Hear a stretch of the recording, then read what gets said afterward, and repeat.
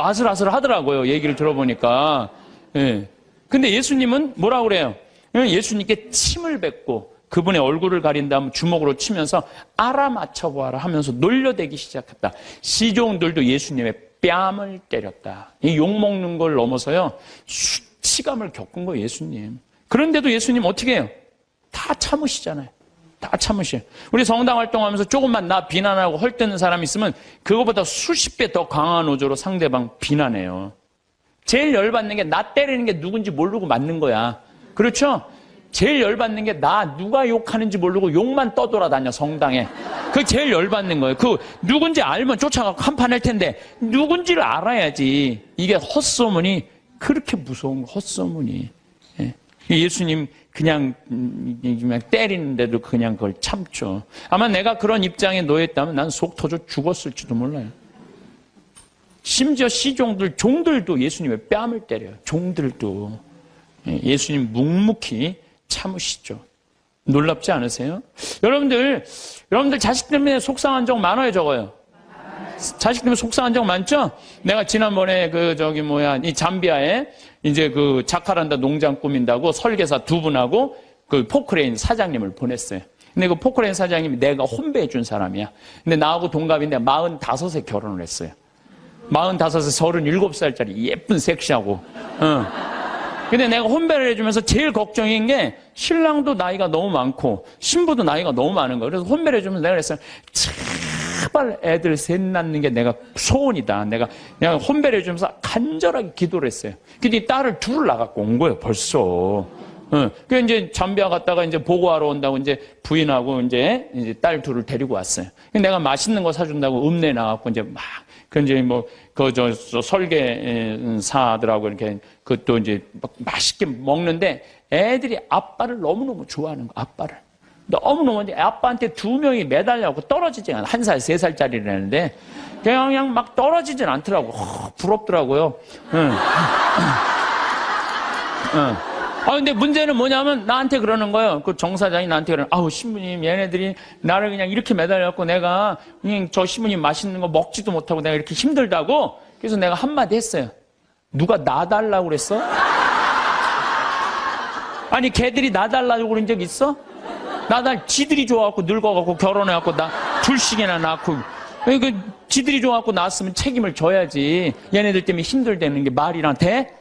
여러분들도 마찬가지. 여러분들 자식들 중에 놔달라고 그런 자식 있어요, 여러분들? 나 엄마 밑에서 태어나고 싶어. 그리고 놔달라는 자식 있었어요, 없었어요? 없었죠? 다 여러분들이 좋아서 난 거야. 걔네들은 태어날 의지가 없었던 애들이에요, 원래는. 여러분들이 난 거예요, 여러분들이. 그러면 누가 책임져야 돼? 여러분들이 책임져야 돼요. 이것도 똑같아. 우리가 언제 세상에 태어나게 해달라고 그런 적 있어요, 예수님한테? 당신이 좋아갖고 세상 만들어 놓고 우리 창조해 놨잖아요. 창조해 놨는데 인간들이 너무 많은 죄를 짓는 거야. 선택할 수 있죠. 죄를 선택할 수도 있고 선을 선택할 수도 있고 옳음을 선택할 수도 있고 그름을 선택할 수 있는 것을 하느님이 자유를 주셨는데 우리 인간이 옳음을 선택하거나 선을 선택하는 게 아니라 악을 자꾸 선택하니까 당신이 만들어 놨으니 당신이 책임지러 온 거예요. 책임지러 와갖고 어떻게 해? 뺨 때리고 침 뱉어도 땄으니까 어떻게 해? 참아야지. 그냥 다 안 되니까 당신이 책임진다고 십자가에 올라와서 죽은 거 아니에요. 우리 책임진다고. 난 그 아버지 마음, 그 부모의 마음을 예수님 십자가에 오죽했으면 저기 올라갔을까. 우리를 얼마나 사랑했으면. 그러니까 예수님 그 침뱉음도 견디셨다는 거죠. 예수님을 믿는다는 건요, 예수님처럼 사는 거예요. 적어도 예수님 흉내 낼 줄은 알아야 돼. 14장을 보면 다음 날에도, 이건 전날이야. 그러니까 목요일 날 전날 붙잡혀갖고 그냥 매 맞고 그래. 금요일 날 아침에도 모욕을 당하셔. 군중들이, 그전에는 시종가고 종들이 예수님 모욕했는데 다음 날 아침에는 군중들이 이렇게 모욕을 해. 유다인들의 임금님 만세 하며 인사하기 시작했다. 또 갈대로 그분의 머리를 때리고 또 침을 또 뱉네. 예수님 침 참 많이 받으신 분이에요.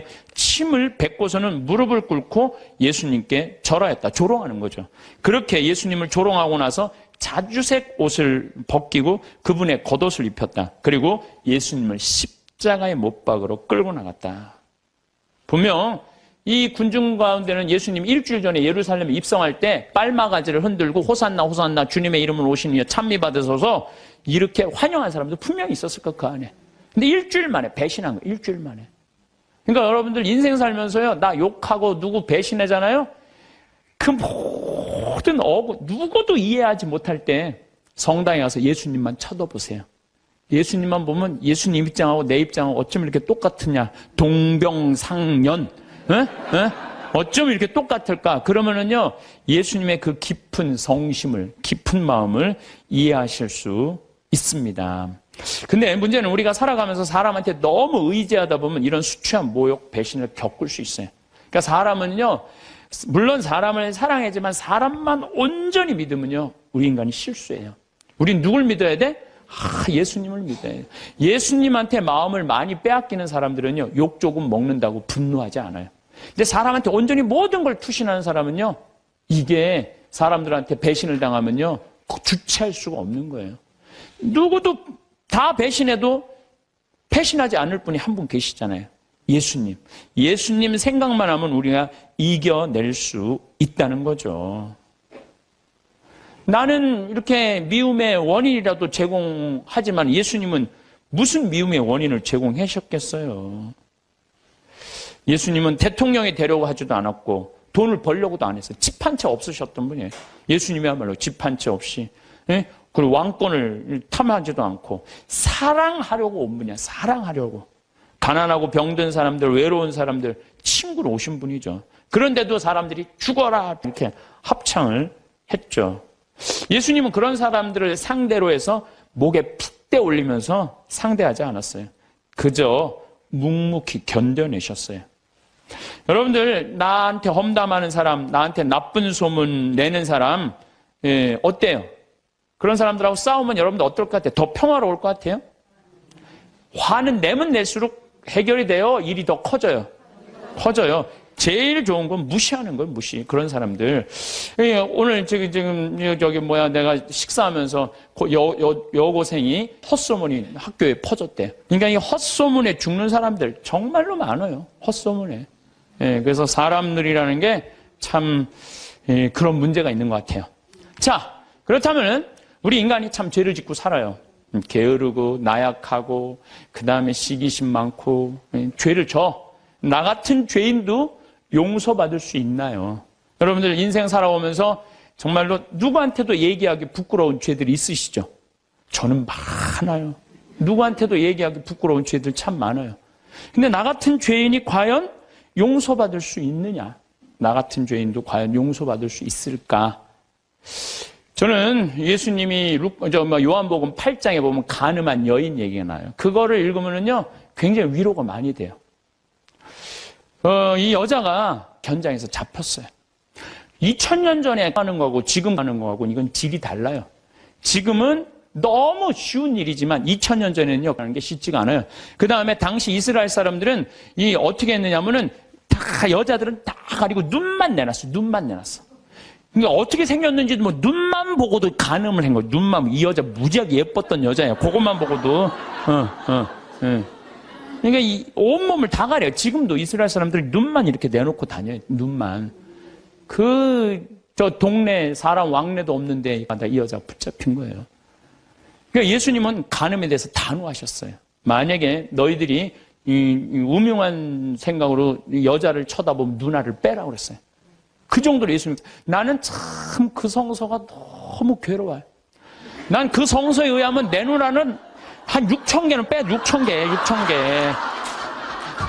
내 누나는 6,000개는 빼야 돼요. 이 누나 얘기 하나도 안 남았을 거야, 지금. 아무리 갈아 껴도 계속 빼야 돼, 계속. 도시에 나가면요, 대단해요. 도시에 나가면은. 요즘 또 여자들이 또 얼마나 예뻐요. 이야, 그냥 눈알 그냥 빼야 돼요, 눈알. 아마 여기 계신 분들도 눈알 남아있을 사람 별로 없을 것 같은데. 예수님 그렇게 단호하셨어요. 그런데 여자가 현장에서 붙잡혔어요. 예수님, 당신 간음하면 눈알 빼라고 그러지 않았느냐. 또 한편으로는 모든 사람을 용서하라고 그러지 않았느냐. 둘 중에 뭘 선택할 것이냐. 예수님이 이 여자 편을 들면은 상당히 이상해지는 거예요. 근데 2000년 전에 예수님께서 여자 입장에 쓰여요.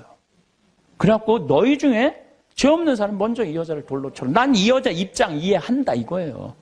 이야, 이거 대단한 일이에요. 이거 보통 용기 아니면 이게 제정신 가지고는 이거 못해요. 보통 용기 가지 않으면은.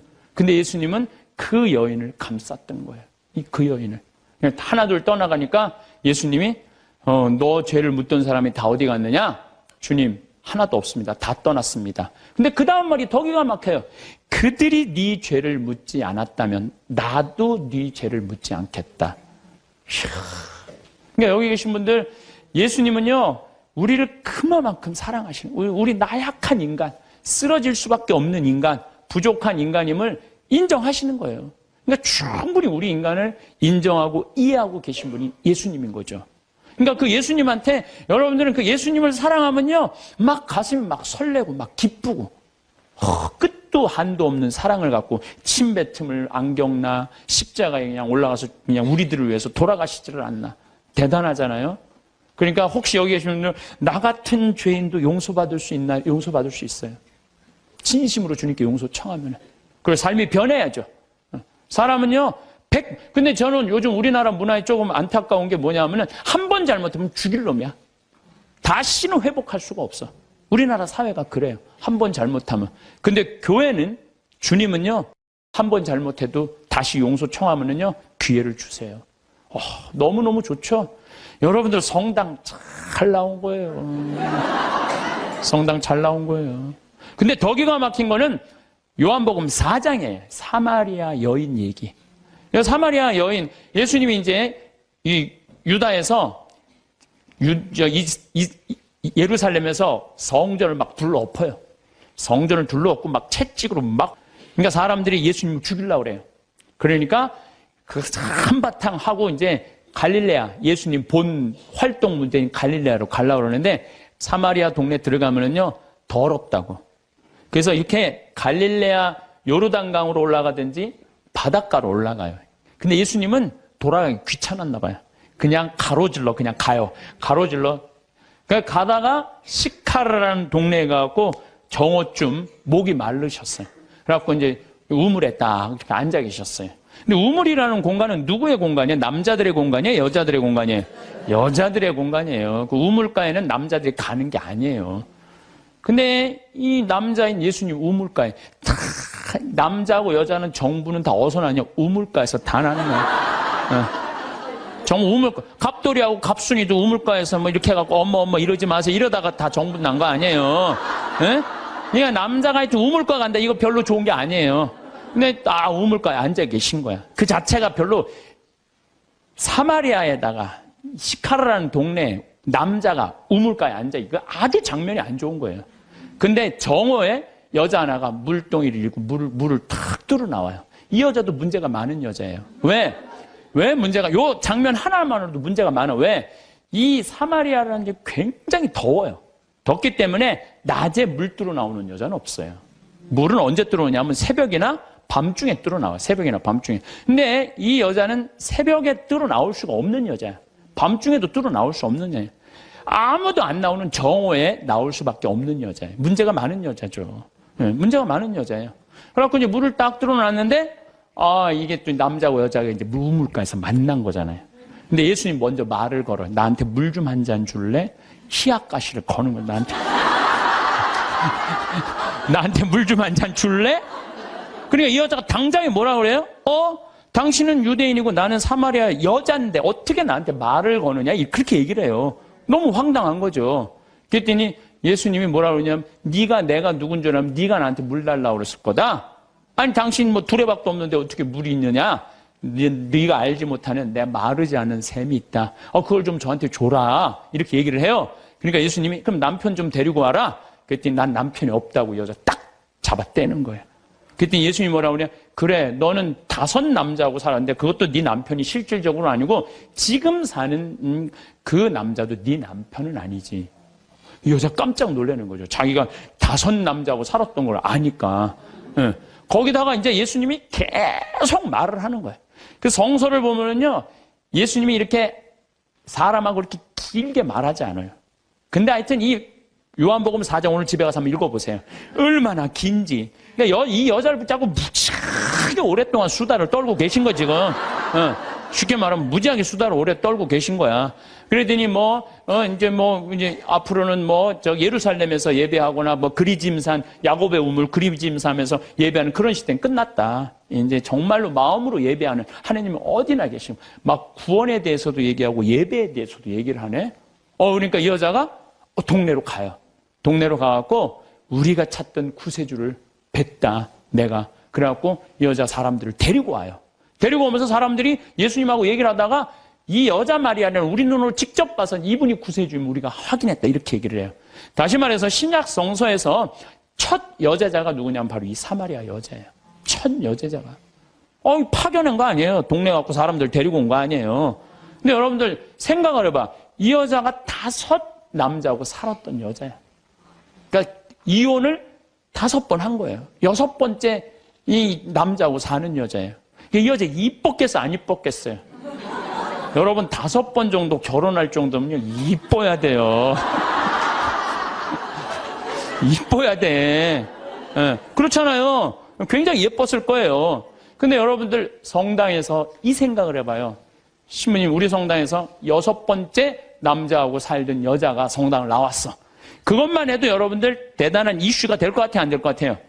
대단하죠. 6번째 남자하고 사는, 이혼을 5번 하고 6번째 사는 여자가 나왔는데 신부님 미사 끝나고 그 여자를 붙잡고 얘기하기 시작하는 거야. 그것도 성당을 어떻게 운영할 것인가. 그 여자 의견을 물어보는 거예요. 성당을 어떻게 운영하면 좋으냐. 한참 얘기하더니 그러지 말고 그냥 네가 성모회장 해라. 그래갖고 성모회장으로 임명을 했어. 성당 교우들이 그 본당 신부님하고 그 여자하고 뜯어 먹을 것 같아, 안 뜯어 먹을 것 같아요? 뜯어 먹어요. 근데 예수님은요, 그게 중요하지 않으셨나 봐요. 그러니까 우리가 생각하는 죄하고 예수님이 생각하는 사랑하고 너무너무 이게 차원이 다른 거예요, 차원이. 여기 계신 분들 지금 한 5 남자하고 이렇게 이혼했다, 결혼했다, 이혼했다 이런 분들 혹시 계세요? 없으시죠? 나는 이것도 굉장히 위험한 반응인데 인생 살면서요, 정말 잘못 만나는 남자 있을 수 있어요. 잘 안 맞는 남자. 그래서 이혼할 수도 전 있다고 생각을 해요. 제가 신학교 1학년 때는 별놈이 다 모인 거예요. 52명이 이제 그 별놈이 다 모인 거예요. 그냥 별놈이. 그냥 마음에 드는 놈, 안 드는 놈, 그냥 이상한 놈, 안 이상한 놈, 별놈이 다 있는 거예요. 1학년, 2학년 때는 맨날 그냥 밉고 싸우고 그러더라고요. 근데 3학년쯤 되니까 그런 미움이 다 인간으로 이해가 되고, 그러니까 이제 화장실에 있으면 발자국 소리, 누구 발자국 소리까지 다 알아요. 같이 이제 기숙사에 살다 보면은. 3학년쯤 되면요, 다 애들이 이쁜 거예요.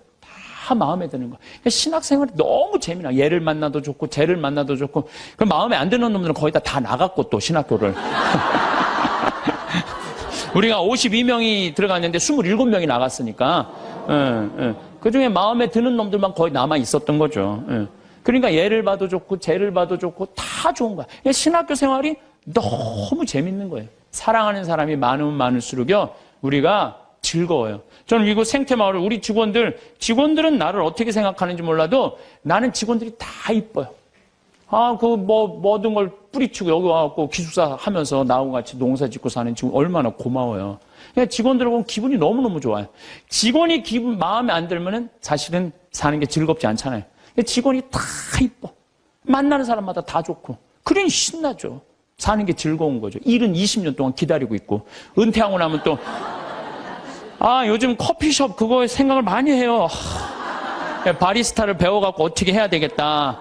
그러니까 일이 있으니까 죄를 안 짓고. 그래서 여러분들 마음 안에 대림 일주일에 이 얘기가 나와요. 남을 찔러주는 마음에 창을 두드려서 곡식을 만들어내는 낫으로 만들어라. 여러분들. 그래서 마음 안에 창들이 있으면 다 없애세요. 미움 삐죽한 마음들이 있으면 그걸 다 용서를 해줄 때 사랑하는 사람이 옆에 있을 때 그것처럼 행복한 게 없는 거죠. 여러분들 이상우 씨가 그녀를 만나는 곳 100m 전이라는 노래 아시죠? 그녀를 만나는 곳 100m 전에서 가슴이 떨리며 그녀를 만나기 위해 구두도 새로 사고 옷도 깨끗이 차려입었지만 왠지 그녀를 만나기엔 자신의 모습이 못마땅하다는 노래 가사 내용이 있어요. 아시죠? 예, 그녀를 만나는 곳 100m 전. 우리는 신앙인이에요. 신앙이기 때문에 누구를 만나냐면 예수님을 만나요.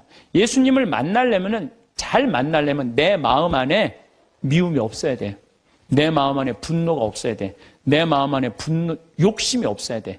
그래갖고 내가 옷도 차려입고 구두도 사고 꽃도 준비하는 그런 마음으로 예수님을 만날 때 여러분들은 행복할 수 있어요. 신앙, 기도 시간도 너무너무 즐겁고. 그래서 저는 용서의 삶이 참 중요해요. 제가 신부가 막 된 조원동 주교자 성당에서 휠체어를 찬 요한나 자매가 있어서 몸이 퉁퉁했는데 오늘도 휠체어 타고 오신 우리 형제님도 계시지만 휠체어를 탔어요. 근데 내가 그 자매 집에 가보니까 허름한 집에서 사는 거야. 휠체어를 타고 있는데. 그런데 더 기가 막힌 거는 그 휠체어를 탄 요한나 자매가 뇌성마비로 움직이지도 못하는 병자 셋을 모시고 사는 거야. 자기도 휠체어를 타고 다니는데 뇌성마비 환자 3명을 모시고 사는 거예요. 화장실도 겨우 다니는 그들에게 내가 왜 이렇게 힘든 일을 하냐고 물었더니 자기는 무슨 일이라도 할 수 있고 움직일 수도 있지만 누워있는 뇌성마비 환자들은 움직이지도 못하니까 움직이지 못하는 우리가 당연히 돌봐야 된다면서 그 아름다운 생활을 하더라고요. 우리들은 말로만 회개한다고 용서해달라고 하는 건 의미가 없어요. 세례자 요한이 행동으로 회개하지 않고 세례만 받으려는 바리사이와 사두가이 사람들한테 이렇게 이야기하죠. 다가오는 진노를 피하라고 누가 너에게 일러주더냐. 회개에 합당한 열매를 맺어라. 죄를 뉘우친다면요, 우리가 회개에 합당한 보석의 생활을 해야 되네요. 공을 쌓아야 된다는 거죠. 행실로 드러나야 된다는 거. 사랑하고 나누는 삶.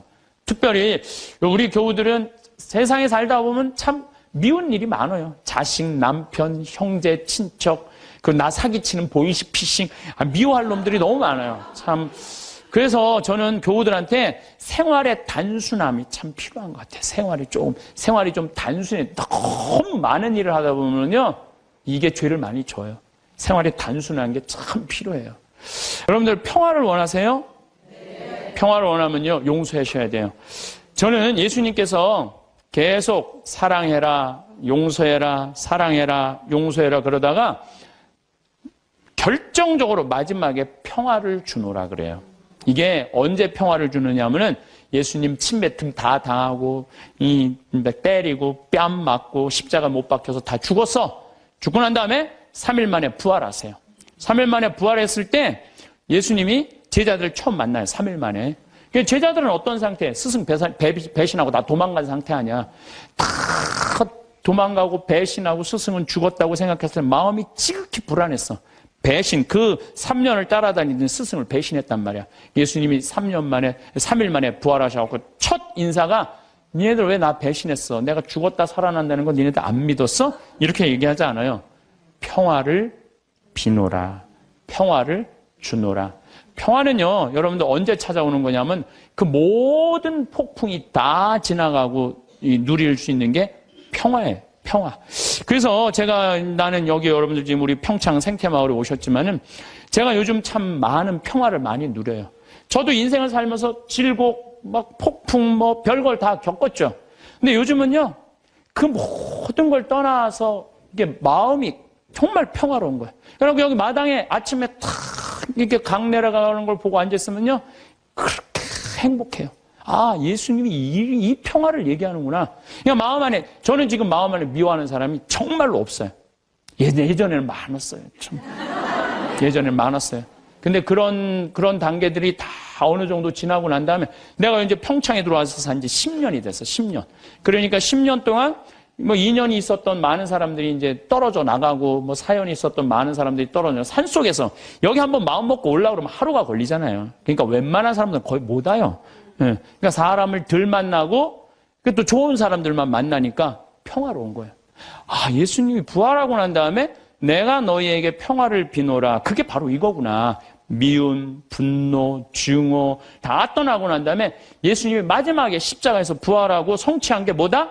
평화다, 평화. 그러니까 여러분들 마음 안에 미움이 있으면요, 평화를 누릴 수가 없어요. 마음 안에 분노가 있으면 평화를 누릴 수가 없어요. 그래서 용서해야 되는 거예요. 그래서 여러분들 우리 마음 안에 남을 찔러 죽이려는 마음의 창을 두들겨서 곡식을 만들어내는 낫으로 만들어야 돼. 마음에 미움을 두들겨서 평화를 만들어내는 사랑으로 만들어야 돼. 그래서 사람을 보면서 막 사랑할 수 있는 그런 마음 여러분들 청하셔야 돼. 나는 요새 우리 프란치스코 교황님 너무 마음에 들어. 왜 프란치스코 교황님이 마음에 드느냐면은 동성애자들에 대해서 사목적 배려를 해줘야 된다고 그러잖아요. 난 너무너무 마음에 들더라고요. 내가 동성애자, 옹호자가 아니에요. 왜 사목적 배려를 해야 되느냐면은 1960년대 초에 DES라는 여성 호르몬제가 발명이 돼. 그러니까 화학 호르몬제, 합성 호르몬제. 그러니까 이게 발견되면서부터 난리가 난 거예요. 전 세계적으로 여자들이 여성 호르몬이 에스트로겐이 정말 중요한데 이게 이제 약으로 먹을 수 있다. 그래갖고 막 임신을 했을 때 이 약에 대한 무서운 걸 모르고 다 먹여요. 임신한 여자들한테. 이 여성 호르몬이 에스트로겐이 먹으면 애한테도 좋을 줄 알고 다 먹여요. 그래갖고 이제 애들이 다 나왔어요, 세상에. 그런데 20년이 지나고 난 다음에 1980년 이때부터 갑자기 동성애자들이 너무 많이 늘어나는 거예요, 미국에. 너무 많이 늘어나는 거예요. 그래갖고 이게 어떻게 된 거냐? 추적을 해봤어요. 추적을 해봤는데 1960년도 초에 임신했을 때 DS, 합성 호르몬제를 먹은 애들이 문제가 생긴 거예요. 이 여자인 경우는 문제가 없어요, 여자인 경우는. 근데 남자인 경우는 임신을 했는데 뱃속에 뭐가 남자애가 들어있단 말이야. 그러면은 합성 호르몬을 먹으면 얘한테 에스트로겐이 들어가 버리는 거예요. 얘한테 뭐가 들어가냐면 테스토스테론이 들어가야 되는데, 남성 호르몬이 들어가야 되는데. 그러니까 몸 안에 얘는 태어나면서 뭐가 많은 거야? 여성 호르몬이 남자지만 여성 호르몬이 많은 거야. 얘 잘못 아니에요. 누구 잘못이야? 엄마가 잘못 약 먹어갖고. 그래갖고 보니까 거의 그 남자애들 중에 한 4분의 3 정도가 동성애적 성향을 갖고 있는 거야. 얘한테 너 지옥에 갈 거다. 너 그래갖고. 이게 되냐 이거예요. 이런 사목적 배려가 필요하다는 거예요. 맞는 말씀이에요. 마찬가지예요. 우리가 이혼한 사람 성당 못 나오게 하잖아요. 아니에요. 저는 그렇게 생각하죠. 이혼할 수 있어요. 사목적 배려로 그들도 빨리 구제해줘야 돼요. 어떤 방법으로든.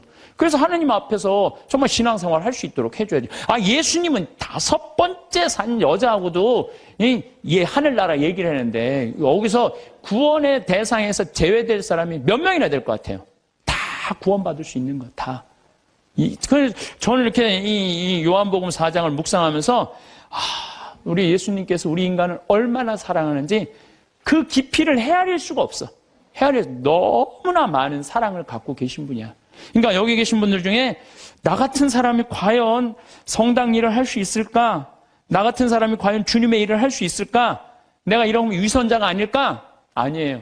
여러분들 진정으로 회개하고 용서 청하고 삶의 변화. 회개라는 게 뭐예요? 삶의 변화되는 거 아니에요? 다시 열심히 살면은 하나님께서 받아준다는 거. 어떤 사람이라도 다 받아준다는 거예요. 근데 우리는요, 죄 속에 gat혀서 이러지도 못하고 저러지도 못하는 사람들 참 많아요. 나는 죄인이야. 밥 먹어. 난 죄인이 무슨 밥을 먹어. 나 안 먹어. 그냥 술만 계속 먹는 거야. 나는 죄인이야. 술만 계속 먹어. 그러면 이 사람은 영원히 구제받을 수 없는 거예요. 예수님 어떤 죄도 다 용서해 준다. 어떤 죄도. 성령을 모독하는 죄만 빼고는 다 용서해 줘요. 성령을 모독하는 죄만 빼고 다 용서해 줘요. 성령을 모독하는 죄가 뭐예요? 제가 신학교 때 너무 미운 사람이 있었어요. 그래서 지금 돌아가셨어요. 은퇴한 신부님한테 계속 고해성사를. 나 그 사람이 너무 밉습니다. 또 한 달 지나고 그 사람이 너무 밉습니다. 또 지나고 그 사람. 이제 신부님이 나를 아니까 한 7번째 고해를 하는데 신부님이 딱 그러더라고요. 학사님, 하느님의 사랑을 믿습니까? 안 믿습니까? 그러더라고요. 좀 믿는데요. 그랬더니 학사님은 내가 생각하기엔 하느님의 사랑을 안 믿는 사람이라고. 당신이라고 그러더니 당신은 하느님의 사랑을 안 믿는 사람이라고. 그럼 무슨 말씀이냐고. 당신이 고해성사를 받으면 하느님께서 온전히 용서해줬다. 그럼 그거를 믿어야지. 왜 못 믿고 7번이나 똑같은 죄를 고백하냐 이거야. 그게 바로 성령을 모독하는 죄. 성령을 모독하는 죄. 하느님의 은총을 온전히 믿어야 되는데 그 하느님의 은총을 안 믿는 거야. 용서 받았을까? 아니야, 안 받았을 것 같아. 또 가서 확인해보고 용서 받았을까? 안 받아. 또 가서 이게 성령을 모독하는 죄라는 거예요.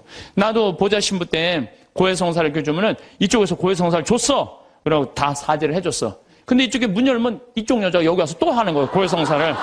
진짜로 또 하는 거예요. 1년 내내 계속 그래서 막 신경질, 왜 자꾸 벌써 이미 죄를 고한 사해 줬는데 왜 하느님의 자비를 안 믿느냐고. 이 자매가 그러는 거예요. 나는 용서 못 받은 것 같다고. 하느님의 사랑을 못 믿는 거죠. 무한한 하느님의 사랑을. 그럼 우리가 회개가 뭐가 필요해요? 종교가 뭐가 필요해요? 용서가 없다면. 그러니까 하느님은 우리를 용서해 주셔요? 안 용서해 주셔요? 용서해 주세요. 그러니까 여러분들 하느님의 사랑을 간절하게 믿으시라는 거예요. 윤동주 씨가 서시라는 걸 썼죠. 죽는 날까지 하늘을 우러러 한 점 부끄러움이 없기를. 잎새 이는 바람에도 나는 괴로워했다. 별을 노래하는 마음으로 모든 죽어가는 것을 사랑해야지. 그리고 나한테 주어진 길을 걸어가야 되겠다. 오늘 밤에도 별이 바람에 스치운다. 참 내용이 좋은 것 같아. 죽는 날까지 하늘을 우러러 한 점 부끄러움이 없기를. 이런 마음으로 살아가야 돼요. 근데 나는 그냥 하늘을 우러러 그냥 부끄러운 일 천지인데 어쨌든 마음만은 그래야 된다는 거죠. 잎새 이는 바람에도 나는 괴로워했다. 양심의 소리, 주님께서 우리에게 들려주는 양심의 소리를 들어야 된다는 거죠. 별을 노래하는 마음으로 모든 죽어가는 것을 사랑해야지. 이 시는 거꾸로 들으면 돼요. 별을 노래하는 마음으로 모든 살아있는 것을 사랑해야지 하고 똑같은 것 같아요. 그래서 여러분들, 제가 별 참 좋아하는 소년이잖아요. 어제도 내가 여기 새벽 1시에 수소성당 강의 이제 우리 평화방송 팀하고 하고 새벽 전부 다 별 보셨죠? 우리 촬영팀들. 얼마나 별이 예쁜지 몰라요. 이 세상에 태어난 건 축복이에요, 축복. 근데 그냥 행복한 마음으로 그 별을 바라야 그냥 미움 때문에 땅바닥만 쳐다보면요, 그 별을 못 봐요. 근데 요즘 현대인들은요, 하늘을 볼 생각을 안 해요. 그리고 나한테 주어진 길을 걸어가야겠다. 오늘 밤에도 별이 바람에 스치운다. 좋죠? 다시 한번 이거 읽어드리도록 하겠습니다. 서시 윤동주. 죽는 날까지 하늘을 우러러 한 점 부끄러움이 없기를. 잎새 이는 바람에도 나는 괴로워했다. 별을 노래하는 마음으로 모든 죽어가는 것을 사랑해야지. 그리고 나한테 주어진 길을 걸어가야겠다. 오늘 밤에도 별이 바람에 스치운다. 문득 그런 순간이 있습니다. 처음 마주한 얼굴 앞에서 머리보다 마음이 먼저 움직였던 그 순간. 아직 아무것도 알지 못하면서도 어딘가 묘하게 끌렸거나 혹은 이유 없이 경계심이 일어났던 그 느낌. 그것은 판단이라기보다 본능에 가까운 것이었고 확신이라기보다 희미한 인상에 불과한 것이었습니다. 그럼에도 불구하고 우리는 그 첫 느낌을 꽤 오래 붙들고 살아가곤 합니다. 마치 그것이 하나의 진실인 양, 그 사람을 이미 다 안다는 듯한 태도로. 처음 만난 자리에서 나눈 짧은 대화, 잠깐 스쳐 지나가며 보았던 표정 하나, 어떤 상황에서 보여주었던 반응 하나. 그것들을 모아서 우리는 꽤 빠르게 그 사람에 대한 그림을 그려냅니다. 그리고 그 그림을 오랫동안 실제라고 믿어버립니다. 그런데 어느 날 가만히 멈춰서서 스스로에게 물어보게 됩니다. 나는 그 사람을 얼마나 알고 있었을까? 그 질문은 작고 조용하지만 의외로 깊은 곳까지 닿습니다. 시간이 흐르고 나서야 보이는 것들이 있습니다. 처음에는 차갑다고 느꼈던 사람이 사실은 수줍음이 많았다는 것을, 퉁명스럽게 굴었던 사람이 사실은 많이 지쳐 있었다는 것을, 말이 적었던 사람이 사실은 상처를 아직 다 사귀지 못한 채였다는 것을. 그 사정들은 처음부터 그 사람 안에 있었지만 우리 눈에는 보이지 않았습니다. 아니, 정확히는 볼 여유가 없었거나 볼 마음의 준비가 되어 있지 않았던 것이겠지요. 사람은 누구든 자신이 보이는 부분보다 보이지 않는 부분이 훨씬 많습니다. 겉으로 드러난 표정과 말투와 행동은 전체의 아주 작은 일부일 뿐이고 그 아래에는 우리가 쉽게 짐작할 수 없는 이야기들이 깊이 쌓여 있습니다. 어떤 사람이 유독 예민하게 반응하는 지점이 있다면 그 지점에는 반드시 어떤 사연이 있습니다. 어떤 사람이 유독 과묵한 날이 있다면 그 침묵 안에는 말로 꺼내기 어려운 무언가가 담겨 있을 가능성이 높습니다. 나중에야 그것을 알게 되었을 때 처음의 판단이 얼마나 성급했는지를 조용히 깨닫게 됩니다. 그 깨달음은 자책이 아니라 사람을 바라보는 눈이 조금씩 넓어지는 과정이었습니다. 그러고 보면 말 한마디가 생각보다 오래 남는다는 것도 살면서 꽤 여러 번 느끼게 됩니다. 대단한 말이 아니었습니다. 지나가듯 던진 한마디였거나 별 뜻 없이 스쳐간 눈길이었을 수도 있습니다. 그런데 그것이 마음 어딘가에 걸려서 그날 저녁에도 며칠이 지나도 어떤 날의 새벽에도 슬며시 떠오릅니다. 그게 왜 그럴까 생각해보면 그것이 단순히 그 말 때문만은 아닌 것 같습니다. 그 말이 건드린 어떤 부분이 내 안에 있었던 것입니다. 내가 이미 어렴풋이 느끼고 있었거나 스스로 인정하기 싫었던 무언가를 그 말이 마침 손가락으로 짚어버린 것이겠지요. 그래서 쉽게 잊히지 않았던 것입니다. 그리고 그것이 꼭 나쁜 방향으로만 작동하는 것은 아닙니다. 때로는 그 불편한 감정이 내가 무엇을 소중히 여기는지, 어디에 마음을 두고 있는지를 알려주는 나침반이 되기도 합니다. 마음에 걸린다는 것은 그 부분이 아직 나에게 의미 있다는 신호이기도 하니까요. 우리는 그렇게 타인의 말과 시선을 통해 의도하지 않게 나 자신을 들여다보게 됩니다. 나를 설명하려고 애쓴 시간도 적지 않았습니다. 오해받는 것이 두려워서, 있는 그대로 받아들여지고 싶어서, 때로는 부당하게 느껴지는 시선을 바로잡고 싶어서. 그 마음은 충분히 자연스러운 것입니다. 우리는 모두 이해받고 싶은 존재이니까요. 그런데 그 과정이 쌓이다 보면 어느 순간 아주 고단해집니다. 내가 어떤 사람인지를 끊임없이 증명해야 하는 것 같은 기분, 말할 때마다 어떻게 전달될지를 먼저 계산해야 하는 피로감, 설명할수록 오히려 더 멀어지는 것 같은 느낌, 또한 말로 다 담기지 않는 것들을 억지로 언어에 우겨 넣으려다 보면 말이 자꾸 어그러지고 오히려 더 오해를 부르기도 합니다. 그 모든 것이 한꺼번에 밀려올 때 문득 이런 생각이 듭니다. 모든 사람에게 이해받는 것은 애초에 가능한 일이 아니었구나 하고, 그리고 그것이 처음엔 씁쓸하게 들리지만 시간이 지나면서는 오히려 어떤 가벼움으로 바뀌기도 합니다.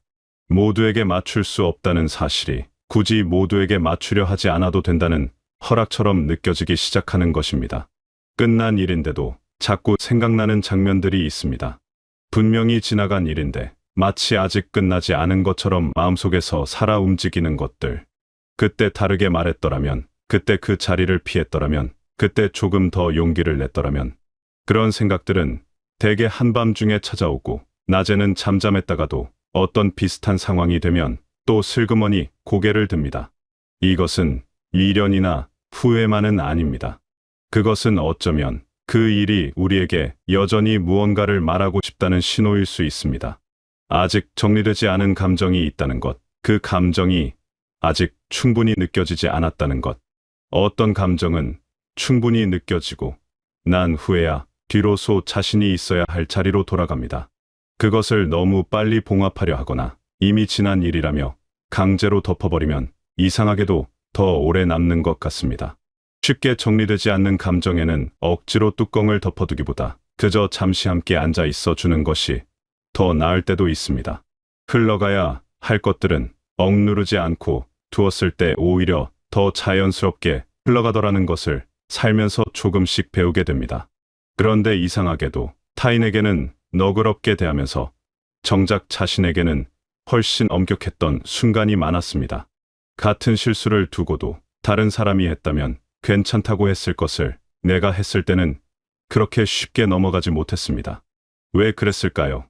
더 잘해야 한다는 마음이 컸던 것인지, 스스로에 대한 기대치가 유독 높았던 것인지, 아니면 어쩌면 나 자신을 조금 더 가혹하게 대해도 된다는 오래된 습관이 몸에 배어 있었던 것인지, 주변에 누군가가 같은 실수를 했다면 한 번 더 생각해봐야 한다거나 그럴 수도 있다는 말을 건넸을 텐데 자신에게는 그런 여유를 허락하지 않았던 것입니다. 그 기준의 차이가 어디서 왔는지 곰곰이 생각해보면 사실 뚜렷한 이유를 찾기가 어렵습니다. 다만 살아오면서 어느 사이엔가 나에게만큼은 더 완벽해야 한다는 무언의 규칙이 자리 잡아 있었던 것 같습니다. 자신을 오래 붙들고 있는 시간은 뒤돌아보면 꽤 많은 에너지를 쓰는 일이었습니다. 그 에너지를 조금만 다른 곳에 쓸 수 있었다면 하는 생각이 들기도 하지만 동시에 그 시간이 있었기에 지금의 조금 더 부드러운 자신이 만들어졌다는 것도 부정하기 어렵습니다. 나를 대하는 방식이 바뀌기 시작하는 건 그런 자각이 아주 조용하게 쌓이고 난 뒤입니다. 마음 안에 오래 남아있는 감정들도 있습니다. 미움인지 아쉬움인지 억울함인지 그리움인지 정확히 이름을 붙이기도 어려운 것들. 크게 타오르지는 않지만 완전히 꺼지지도 않은 채 그냥 조용히 그 자리에 있는 감정들, 그것들을 억지로 없애려고 하거나 이미 지난 일이라며 외면하려 하면 이상하게도 더 오래 남는 것 같습니다. 하지만 그냥 있구나 하고 가만히 인정해주면 조금씩 부드러워지는 것을 느낄 때가 있습니다. 감정은 보아주기를 원하는 것 같습니다. 해결되기보다는 그저 외면받지 않기를 바라는 것처럼 오래된 감정일수록 더 그렇습니다. 어떤 감정은 이름을 붙여주는 것만으로도 잠시 그 존재를 인정해주는 것만으로도 조금씩 가라앉습니다. 폭풍처럼 몰아치지 않더라도 낮고 잔잔하게 오랫동안 머무는 감정이 있다는 것, 그것이 반드시 나쁜 신호는 아니라는 것. 그것들이 조용히 쌓여 있는 곳을 들여다보는 일은 처음엔 두렵지만 해보고 나면 생각보다 훨씬 괜찮은 경우가 많습니다. 그러다 어느 순간 애써 붙잡지 않았던 날이 옵니다. 딱히 결심을 한 것도 아닌데 그냥 놓아두었더니 그것이 그렇게 해가 되지는 않더라는 것을 느끼는 날.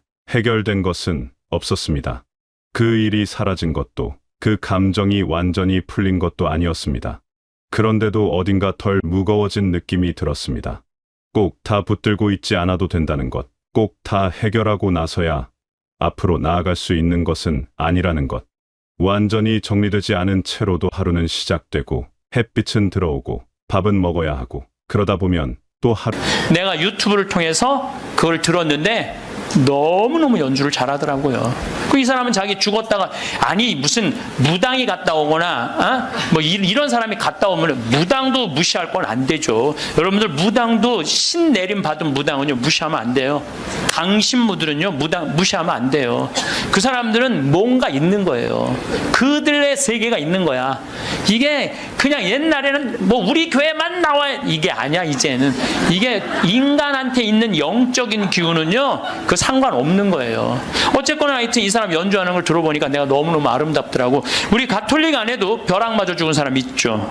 95년 5월 5일 콜롬비아의 글로리아라는 치과 의사가 이 논문을 쓰다가 책 찾으러 여동생하고 이 사촌 여동생하고 가다가 벼락을 맞아 죽어요. 그 사촌 여동생은 그 자리에서 즉사예요. 항상 신앙이 열심히 해갖고 목에 목걸이를 하는데 글리 들어가고 심장을 완전히 그냥 강탈을 해버려요. 그 자리에 죽어버려요. 그리고 이 글로리아라는 의사는 벼락을 맞았을 때 어떤 일이 벌어지느냐면 간이 다 타요. 간이 다 타고 신장도 다 타요. 난소도 다 타버려요. 난소도 다 타버리고 이 젖꼭지로 번개가 나와요. 그래갖고 이 오른쪽 젖꼭지가 날아가버려요. 젖이. 그럼 완전히 다리도 다 타고 완전히 죽은 거죠. 근데 이 여동생이 그 병원에 또 의사였어. 의사들이 죽었다. 이거 산소호흡기 뛰자. 절대 못 뛰겠다. 난 우리 언니는 죽은 게 아니다. 이 사람은 이제 영혼이 이제 나가갖고 하늘나라 올라가갖고 천국, 연옥, 지옥 다 돌아다니는 거예요. 그리고 이 사람은 16살 때 낙태를 해요. 그러면서 하나님이 너 낙태한 거 그래 다 보여주는 거야.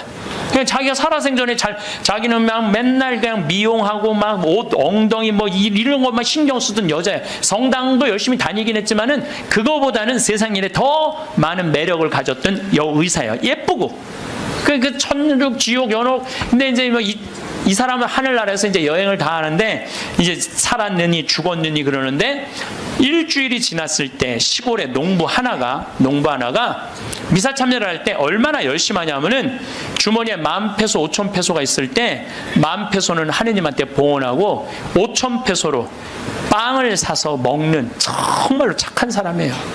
여러분들 주머니에 10만 원짜리하고 10,000원짜리 있으면 여러분들 얼마짜리 낼 것 같아요? 10,000원짜리? 저는 그렇게 생각하지 않아요. 여러분들은 어떻게 해서든지 1,000원짜리 찾아서 1,000원짜리 내지 무슨 10,000원짜리를 내. 우리 천주교 신자들이 무슨 10,000원짜리를 내요. 근데 이 시골 농부는 3년 전에 완전히 가뭄, 강도를 맞아서 그나마 키우던 닭까지 없던 사람이야. 아무것도 없는데 하느님한테 10,000페소 봉헌하고 5,000페소로 빵을 사요. 근데 저도 이번에 남미에 한 달 동안 강의 갔다 왔지만은 남미 사람들은요, 빵을 다 신문지에 싸서 팔아요. 그리고 그 신문지를 싸서 빵을 펼치는데 신문지에 글로리아라는 의사 기사가 떠요. 그걸 보고 이 사람 그 자리에 무릎을 꿇어요. 하느님, 이 능력 있는 의사를 만약에 돌려보내신다면 내가 성모님 성지 순례를 갈 것이고 죽은 이들을 위한 기도를 열심히 하겠다고. 그걸 하느님이 들어요. 참 신기하죠? 그 사경을 헤매는 그 글로리아라는 의사한테 하느님이 하늘나라에서 이런 얘기를 해요. 내가 너를 살려 돌려보낼 것이다. 왜 돌려보내느냐면은 너의 공로가 아니다. 이 시골의 농부, 너무 나를 따르고 사랑하는 이 농부가 너를 위해 간절하게 기도했기 때문에 내가 너를 살려 돌려보내는 것이다. 돌아가서 이 하늘나라에서 본 것을 증언을 해라. 네. 그리고 살려 돌려보내요. 그래서 이 글로리아라는 의사는 살아 돌아와요.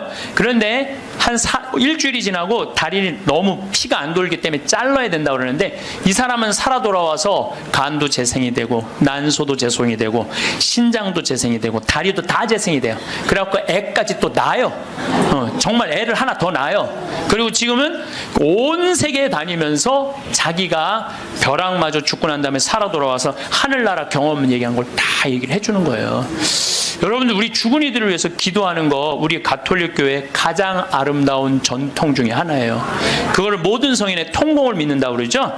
우리가 천상, 지상, 연옥, 이게 서로 연결이 되는 거예요. 저는 이렇게 본당에 초상이 나면은 연도 바치러 꼭 갔어요. 연도를 바치러 딱 내가 이제 저녁 한 8시나 9시쯤 가면은 그 연도꾼들이 꽉 차 있으면 기분이 너무너무 좋아. 교우들이 연도 바치러 주러 왔을 때 너무너무 기분이 좋아. 왜냐하면 여러분들 연도 바칠 때 뭐라고 그래요? 성부, 성자, 성령, 이 영혼 구원하여 주소서. 성모님, 요셉 성인 이 영혼 구원하여 주소서. 모든 천사들 이름 부르면서 이 영혼 구원하여 주소서. 베드로, 야고보, 요한, 안드레아, 베네딕토, 루시아, 아네스 이 영혼 구해달라고 계속 성인들 이름 부르면서 구원해달라고 그러잖아요. 그럼 여러분들 생각을 해봐요. 우리가 이제 죽으면 하늘나라 올라가면은 하느님이 심판하지 않는다니까요. 베드로한테 맡겼잖아요. 베드로가 이제 천당 보낼지 연옥 보낼지 지옥 보낼지 결정할 거 아니야. 혼자 결정하지 않을 거예요. 수호천사 부르고, 아까 성서에도 얘기했잖아요. 하늘의 천사가 너를 지켜보고 있을 것이다. 수호천사 부르고 수호 성인 부르고 연관된 성인들 다 불러서 천당 보낼 거냐 지옥 보낼 거냐 연옥 보낼 거냐 얘기를 할 거야.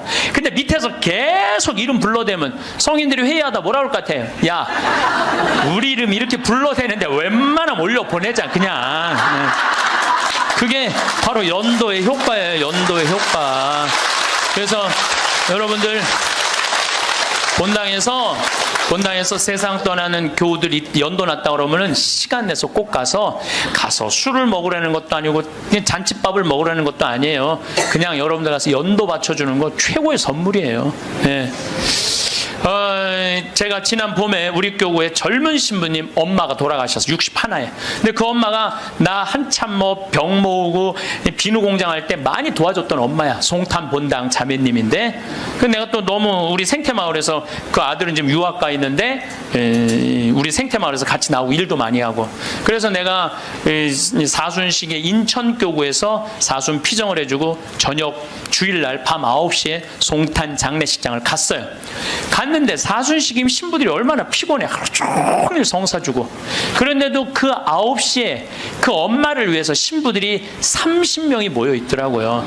다음 날은 물론 주교님이 월요일날 장례미사를 해주시죠. 그런데 우리 수원교구는 신부님 부모님이 돌아가시면 주교님이 미사하기 전에 계속 매 시간 미사를 해요. 와서. 그게 우리 신부들이 그 동기 신부들에 대한 예의야. 예의.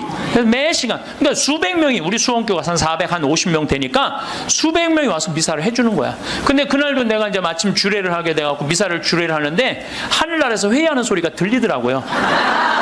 아니 진짜로 하늘나라에서 회의하는 소리가 들리더라니까요. 야,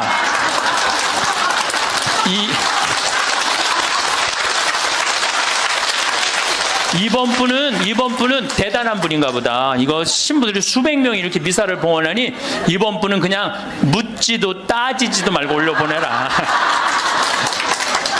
그래서 그 우리 신부 엄마는 묻지도 따지지도 않고 천당 올라갔을 거예요, 분명히. 지난 봄에 또 내가 대국교구 교우들 위해서 이제 토요일 날 이제 강의를 갔어요. 그때도 뭐 1000명 이상 모였어요.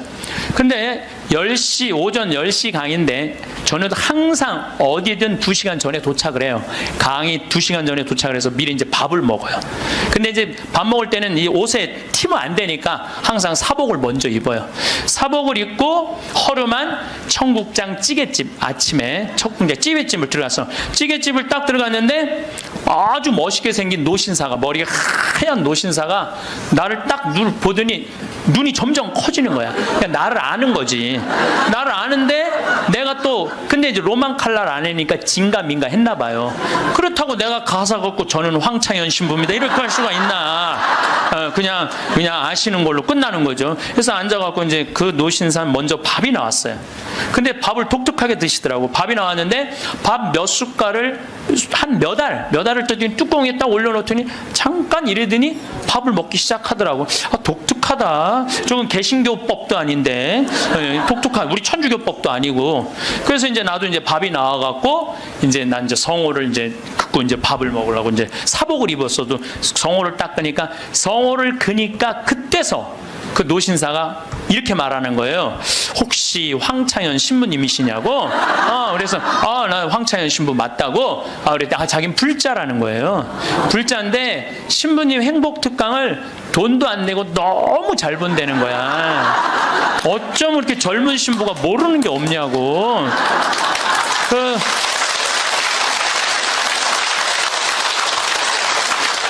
자식들한테 한 푼도 주지 말고 다 쓰고 통장에 500만 원만 남기라는 말 너무너무 공감한다고.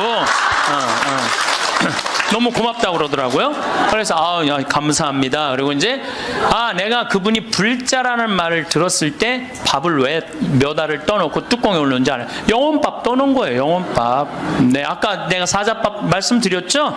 우리 죽으면 영혼들 떠나 보내듯이 여러분들 우리도 밭에 나가고 일할 때 참 나오면 밥 몇 알 뿌리면서 뭐라 그래요? 이게요. 제가 아까 얘기했지만은 이게 영혼은 천주교 신자들만의 공유물은 아니에요. 모든 인간들이 죽어서 영원한 여행을 떠나는 거예요. 그 여행을 우리는 좀 안전한 동아줄을 떠나는 거고 하느님 믿지 않는 사람은 어느 줄을 잡아야 되는지 모르고 떠나는 것 뿐이죠. 우리는 좋은 줄을 잡고 있는 거죠. 영혼밥 떠는 거죠. 그래갖고 이제 그 노신사는 이제 밥 먹고 갔어요. 나도 이제 밥을 다 먹고 계산을 하려고 그랬더니 그 노신 아주머니가 아까 그 노신사가 밥값을 내고 갔다는 거예요. 내가 그때 깨달은 진리가 하나 있어요. 우리 천주교 신자들이 밥 먹을 때 반드시 성호를 긋고 먹어야 돼.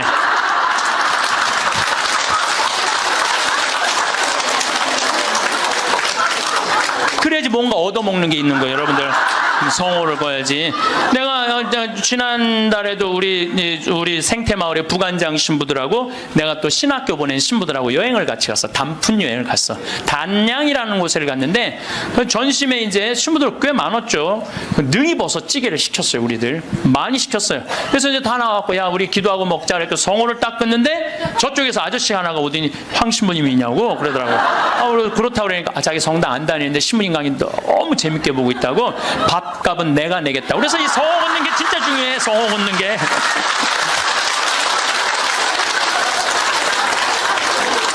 우리 천주교 신자들 영혼밥 떠나요, 안 떠나요?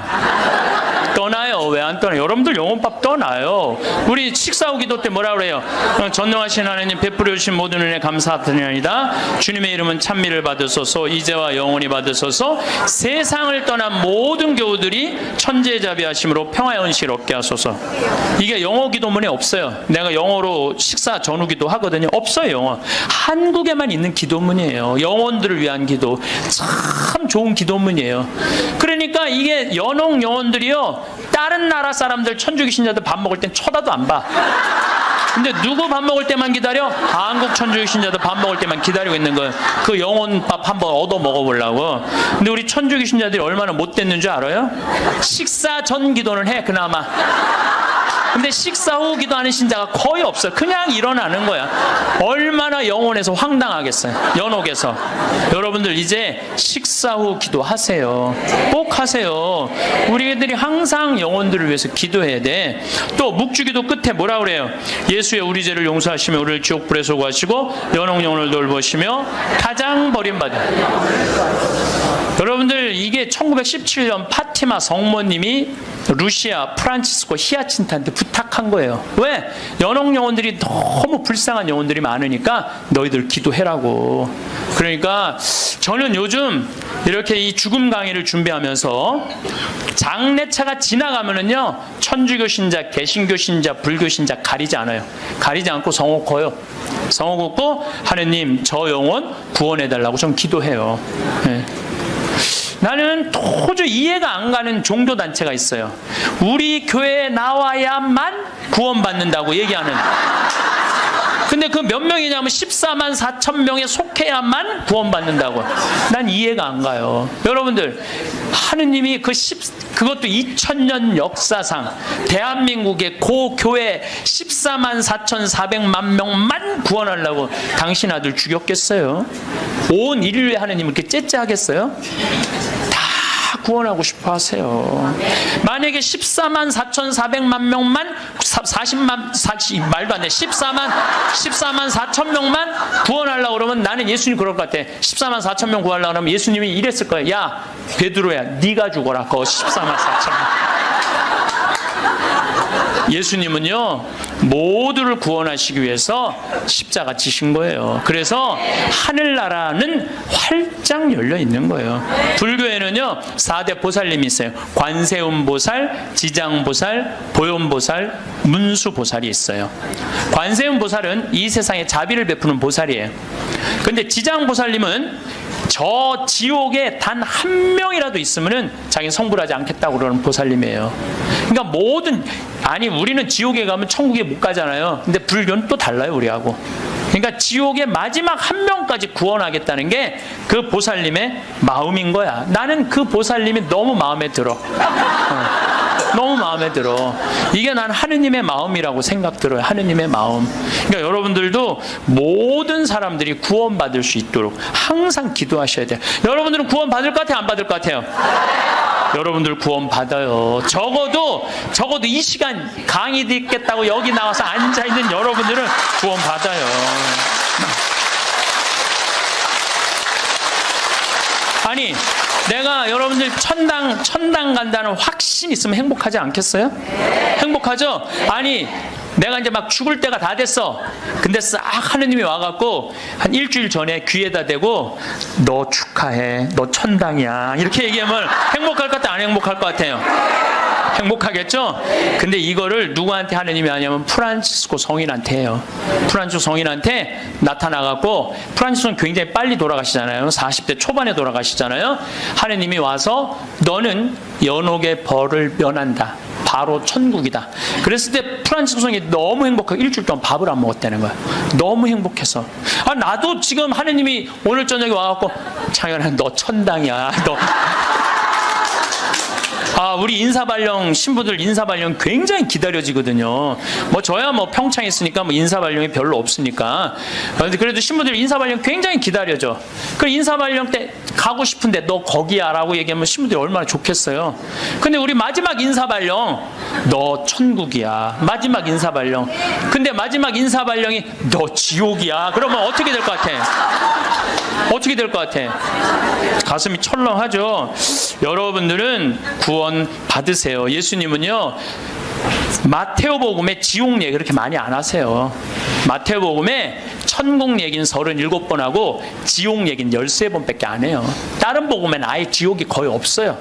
지옥이 거의 없어요. 많이 나와요. 한두 번밖에 안 돼요. 그리고 나머진 한번 오늘 저녁에 집에 가서 성서 읽어보세요. 여러분들 눈이 확 뜨일 거야. 끊임없이 하늘나라 얘기를 해요. 끊임없이 기쁜 소식 얘기를 해요. 하늘나라, 하늘나라, 하늘나라. 내가 이만큼 하늘나라에 관련된 성서가 꽉 차 있어요. 그러니까 하느님이 주고 싶은 거는 뭐예요? 하늘나라예요. 예수님이 뭐하러 그렇게 십자가에 고통스럽게 돌아가셨겠어요. 우리한테 천국을 주기 위한 거예요. 요한복음 3장에 보면은 예수님이 니코데모하고 얘기할 때 이런 얘기를 해요. 믿는 사람은 누구나 사람의 아들 안에서 영원한 생명을 얻게 하려는 것이다. 하느님께서는 세상을 너무나 사랑하신 나머지 외아들을 내줬다고 그래. 이 내줄 때는 확실히 주는 거예요. 내주시오. 그를 믿는 사람은 누구나 멸망하지 않고 영원한 생명을 얻게 하셨다. 하느님께서 아들을 세상에 보내신 것은 세상을 심판하시려는 것이 아니라, 예수님이 한 말이에요. 하느님께서 아들을 세상에 보내신 것은 세상을 심판하시려는 것이 아니라 세상이 아들을 통하여 구원을 받게 하시려는 것이다. 참 쉽죠. 믿기만 하면 되는데 그게 이렇게 어려워? 믿기만 하는데 그게 그냥 천장 쳐다보고 있는 거야 없는 거야 이러고 앉아있으니 참. 요한복음 5장 29절에도 선을 행한 이들은 부활하여 생명을 얻고 악을 저지른 자들은 부활하여 심판을 받을 것이다. 요한복음 5장 39절에 이런 얘기가 나와요. 너희는 성경에서 영원한 생명을 찾아 얻겠다는 생각으로 성경을 연구한다. 바로 그 성경이 나를 위하여 증언한다. 그런데도 너희는 나에게 와서 생명을 얻으려고 하지 않는다. 근데 왜 예수님은 우리한테 지옥 얘기를 가끔 하셨을까? 여러분들 자식들 이렇게 교육시킬 때 어떨 때는 좋은 얘기도 해주고 어떨 때는 혼내기도 하고 그러죠? 똑같은 거예요. 근데 혼낼 때도 여러분들 꼭 굳이 애를 그냥 우리 어머니가 나 어렸을 때 너 정말 다리 밑에서 주워왔는데 진짜 너 다리 밑에 갖다 버린다? 이런 얘기 참 많이 하셨어요. 나는 원래 내가 고향이 다리 밑이 내 고향인 줄 알았어요. 하도 그런 얘기 많이 들어갔고. 근데 우리 어머니는 한 번도 다리 밑에 날 버리지 않으셨어요. 예수님도 똑같은 거예요. 아니 아버지가 자식 지옥 가기를 원하는 아버지가 어디 있어요? 그건 아버지가 아니지. 근데 우리는 하느님의 사랑을 많이 믿지를 못해요. 하느님의 사랑을 많이 믿지를 못해. 그러니까 참 이렇게 의심하는지 몰라. 저는 본당 신부 10년을 하는 동안 총회장님 4분하고 살았어요. 근데 이 4분의 총회장님들이 정말 열심히 했어요. 일을. 그러니까 우리 동창 신부들이 성당에 오면 맨날 총회장이 있는단 말이야. 야, 니네 총회장을 어떻게 하길래 저렇게 열심히 하냐? 나 별말 안 했어. 딱 한마디밖에 안 했어. 무슨 말 했는데? 나는 총회장님을 믿는다. 믿는다는 말 한마디에 총회장님이 책임감을 느끼는 거예요. 본당 신부가 믿는다는데. 그러니까